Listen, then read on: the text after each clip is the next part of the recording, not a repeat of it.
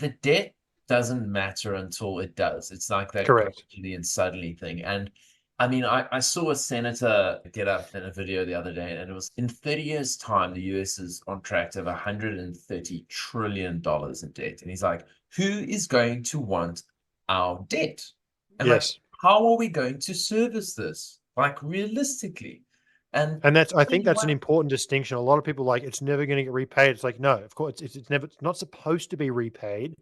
It's supposed to be refinanced.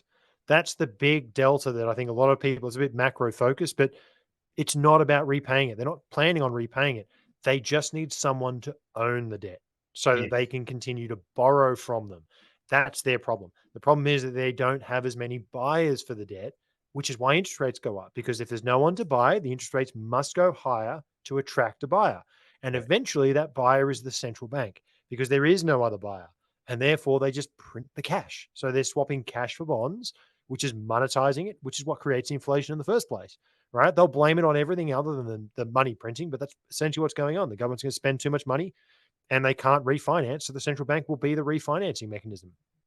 My hope is that there are enough folks out there that, let's say, post halving, nothing dramatic happens as you kind of expect, and that there are still more clues along the way, more breadcrumbs leading them to this like little conclusion that says, maybe I need a little bit of this, maybe, just maybe, Just because a bit. if you're thinking about like all of these massive long-term debt cycles, we are looking like across the world, there isn't almost a name. I can't think of any nations that are running actually, cash flow positive. And I mean, there are some countries I've seen that have relatively low levels of debt, say 30 to 50% debt to GDP. But for the one that matters, the States, it's sitting at 120 odd, and it just doesn't look like these people are going to rein in the spending.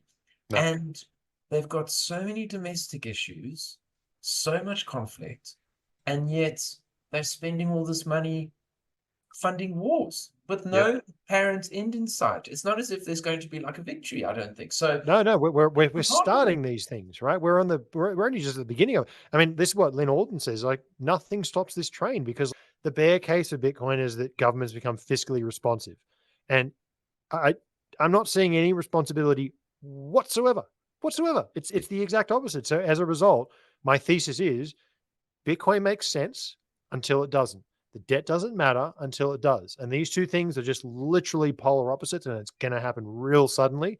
And it feels like those wheels are starting to turn because they are in fiscal dominance. They must lower interest rates, not because they need to fight inflation. They can't service the debt. They can't service it. So as a result, it's like it's corn time.